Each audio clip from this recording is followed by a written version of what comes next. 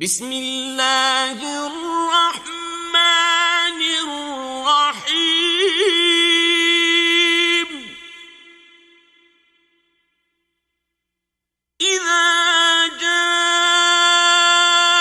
نصر الله والفتح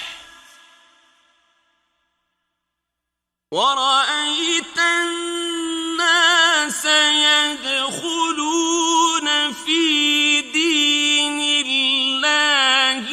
أفواجا فسبح بحمد ربك واستغفره